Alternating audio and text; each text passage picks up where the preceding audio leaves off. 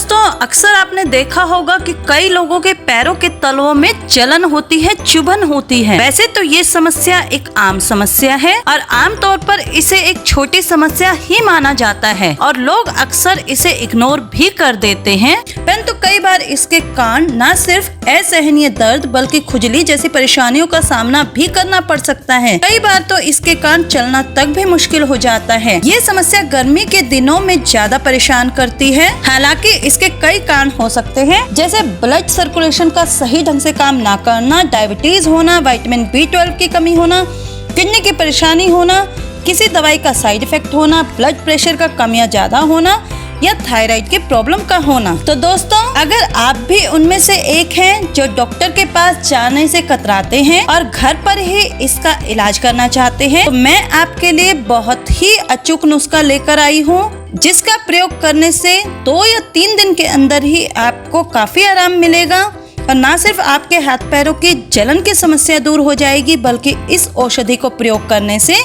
और भी कई हेल्थ बेनिफिट्स आपको मिलेंगे जो आपके शरीर की कई बीमारियों को दूर कर देगा।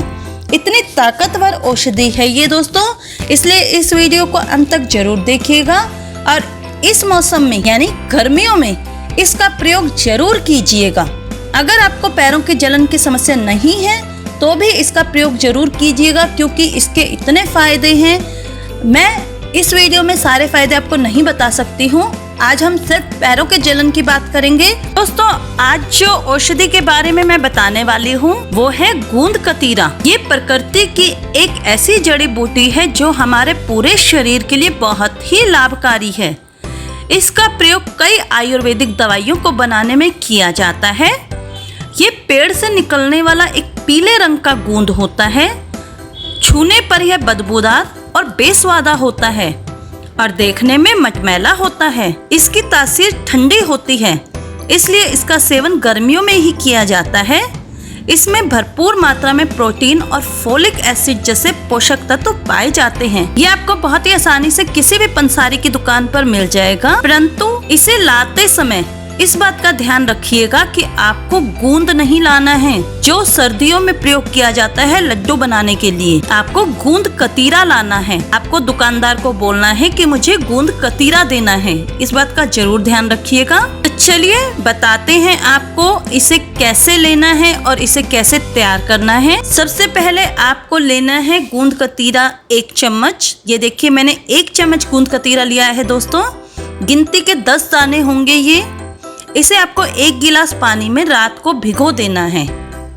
अगर आपको इसे सुबह नाश्ते में लेना है तो आप इसे रात को भिगोएंगे।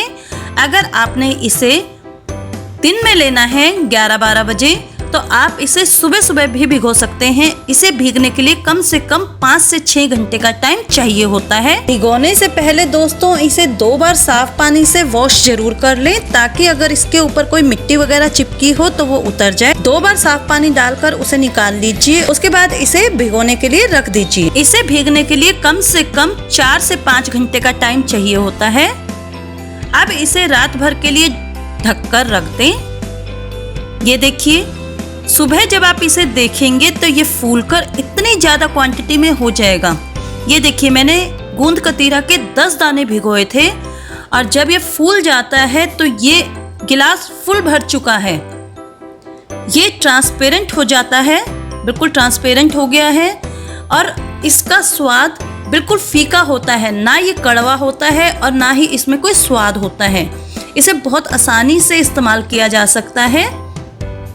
अब आपने सुबह इस गूंद कतीरे को लेना है। ये गूंद कतीरा 2 दिन के लिए है। अगर एक ही बंदे ने इसे इस्तेमाल करना है तो ये उसकी 2 दिन की खुराक है। अगर 2 जने इसे ले रहे हैं तो ये एक ही दिन इस्तेमाल किया जाएगा। पर इसे लेने के भी 2 तरीके हैं। मैं आपको दोनों तरीके बता रही हूँ। एक तरीके में हम पानी मिलाकर इसका शरबत बनाएंगे और दूसरे तरीके में हम दूध मिलाकर इसका शरबत बनाएंगे। आप दोनों ही तरीके से इसका इस्तेमाल कर सकते हैं। इसे आप बच्चों को भी दे सकते हैं, बड़े बूढ़े सब ले सकते हैं। ये सबके लिए सेफ है और बहुत ही असरकार है। अब आपने लेना है एक मिक्सी का जार। इसमें आपने हाफ गूंद कतीरा डाल लेना है। भिगोया हुआ हाफ गूंद कतीरा डाल लीजिए। इसमें डालेंगे हम पिसी हुई मोटी मिश्री। मिश्री का प्रयोग हम इसलिए करते हैं क्योंकि वो ठंडी होती है। अगर आपके पास मिश्री नहीं है, धागे वाली मिश्री नहीं है, तो आप चीनी का इस्तेमाल भी कर सकते हैं। तो मैं ले रही हूँ मिश्री, 1 से 1.5 चम्मच, जितना मीठा आप चाहते हैं उतना इस्तेमाल कर लीजिए। इसमें डाल लीजिए आधा गिलास ठंडा पानी। इसे ठंडा ही पिया जाता है, इस बात का ध्यान रखिएगा, इसे गर्म नहीं किया जाता है, इसलिए ठंडा पानी का इस्तेमाल करें। अब इसे मिक्सी में डाल दीजिए और एक बार इसे चला दीजिए।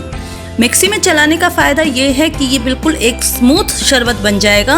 अगर आप इसे सिर्फ चम्मच से हिलाकर पिएंगे तो वो इतना स्वाद नहीं लगेगा। ये देखिए, आपका शरबत तैयार हो चुका है।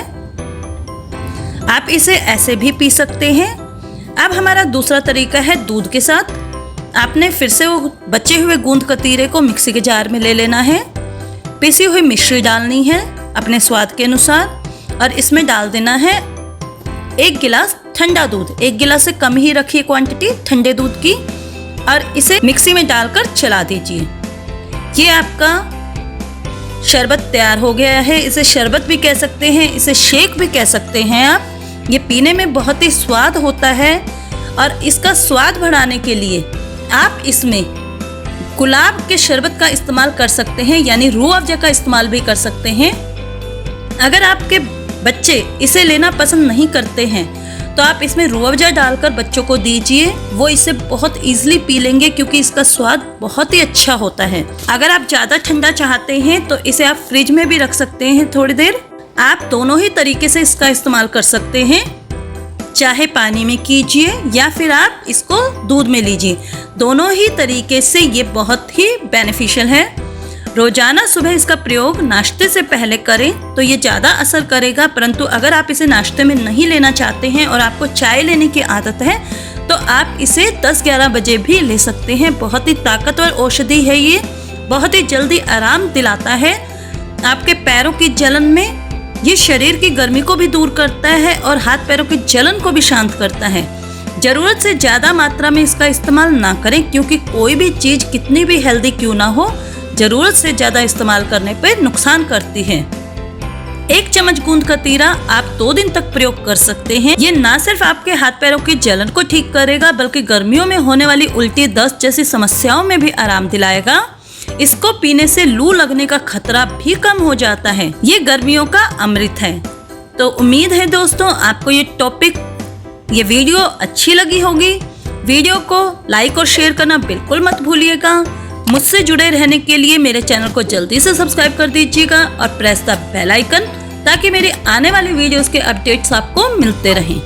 हम फिर मिलेंगे एक नई वीडियो में एक नए टॉपिक के साथ। तब तक के लिए नमस्कार।